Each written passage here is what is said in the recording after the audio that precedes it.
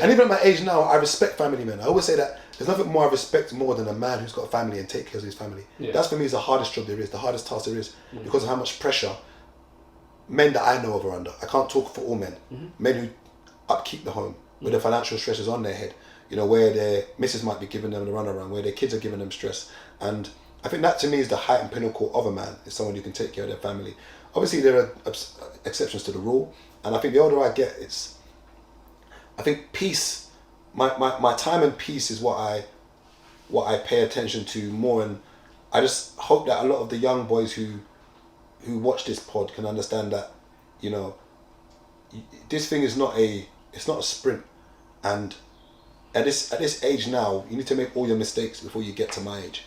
And I think there is no cut-off point to making mistakes, but stay at home as long as you can, and then when you are at home, contribute to the household, because I think it's unfair to live at your mum or dad's house or in a family house knowing that maybe your mum is struggling, your dad is struggling, and not contribute. Because once you've got that full-time job, or you're, you know, and I'm going to contradict myself, because if you're at university and you're staying at home with your parents, it would be nice that your parents could afford to pay for everything in the house, because you shouldn't have some of us did 2 or 3 jobs while studying uni, while being at uni, and it was hard, you know. But if your parents can afford to not make you pay anything whilst you're at home, it would be nice if you did contribute and they saved that money for you. So a lot of times parents will say, oh, just give me the money, I will save it for you when you can get older, and then that money didn't come anywhere, you couldn't find it.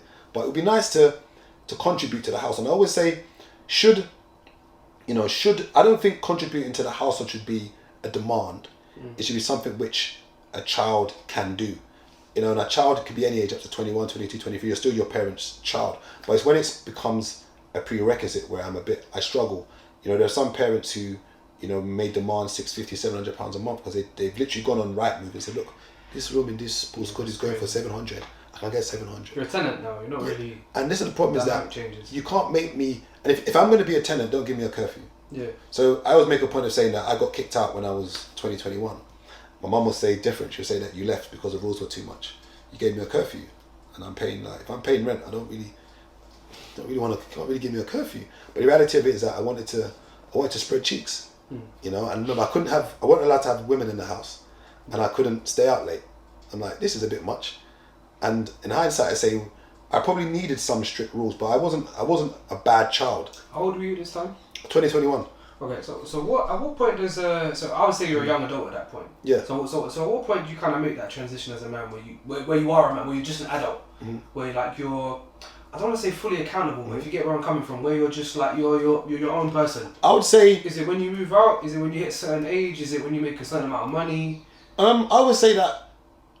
I would say until you move out, you don't realize what the real world is like. The real world is like until you move out. Now, at 2021, I would say that I'm fully accountable for myself. Okay. I know right from wrong. I think we know right from wrong from probably the age of 16. Okay. Probably even earlier than that. But I would say 16 is at the age where you kind of, you know whether you're, not saying you're wise, but you know that this is wrong to do. At 21, there's still a lot for you to learn. But I think at that age, you're pretty accountable. There's a lot for you to learn because you don't know everything. But I think, when do you become a man? I think a man is a journey. I don't think you ever stop becoming a man. But there's definitely...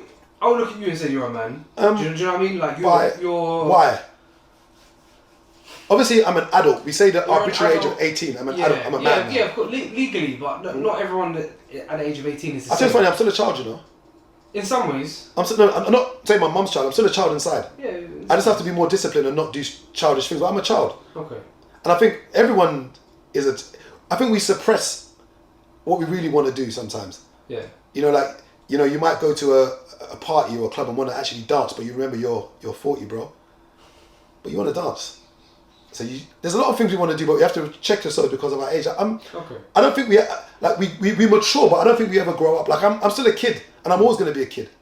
I might not be a kid in front of you, and I always say that you're the real person when you're at home by yourself.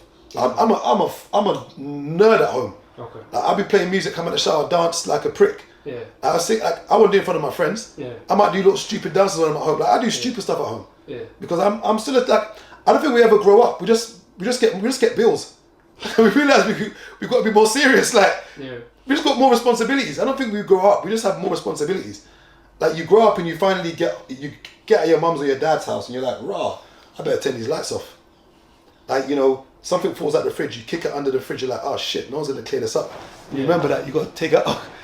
Like you open the fridge one day and realise food doesn't cook itself. Yeah. That's what becoming an adult is adulting. You realise that you've got a dilemma. Let's say you own the property yourself. Yeah. Your boiler stopped working, the heating in your car stopped working. At the same time, what do we fix first? Adulting is no one prepares you to be an adult. And it's tough. So when you say, am I a man? What is a man? I think a man is when... What is a man? Apart from saying you're 18. We'll say what is a good man? What is a good man? What does it mean to be a good man? I think to be a good man is when your word is your word. Okay. I think that's what I think what a man is. And I always make a point of mentioning my friend Prince. Yeah. If someone says to me, you know, I don't know his relationship inside his marriage, but from what I know Prince is, if there's one guy that I can say I can always rely on is Prince. His word is his word. And every single person around Prince will tell you that his word is his word. And I think that is the pinnacle of being a man, that you're trusted. You know, one could say that should be an adult. No. Let's just focus on the man. The fact that if you say, oh, Gabriel, I need you to do this for me, you know that Gabriel doesn't flake. If he can't do it, he says no. There's nothing more for me to know that I can rely on you. And I think when people talk about women not submitting right now, there's all this conversation about women and men. We're always clashing each other like the Montagues and Capulets. Yeah. And I think the key thing is, can this woman rely on you? I think, do you know that when, like when my girl said to me one time, she said, I like being around you because I don't have to think. I've heard that one. Do you know what that is, to just be around someone and just not have to worry about anything? I don't. No, do I? I don't. But that is the pinnacle of what it says to be a man. People don't want to have to worry about anything. Yeah. Like when my dad passed away 2020, I had to hold it up and just act like everything was okay. Because the moment I show I'm worried, everyone else does. And that for me is what the height of being a man is, where people can just rely on you. So would you say you're at the peak, like in terms of, you say like people look at you for almost like reassurance and confirmation, and you're the provider and whatnot. Like, are you at the peak of that mountain? Is there anyone above you where you can be like, do you know what? I've got role models. I've got people like the funny thing is that somebody will watch this and say, I'm probably envying my position. Yeah. I've got close friends around me that I don't use the word envy, but it motivates me. Like I'm around some very wealthy people. Yeah. And some might look at me and be like, rah, geez. Yeah. I'm like, what I'm seeing people do, I'm like rotted. And it's spurring me on to, like, it's energizing me. Like, you've got to be around, like, I can't emphasize how important your circle is, because you can only see through your circle. You can't see past them. Like, back in the day, like, if someone said to me, oh, you know, I don't know, that you might be able to do something. Because I can't see my circle doing it, people around me, I say it's out of my reach. Yeah.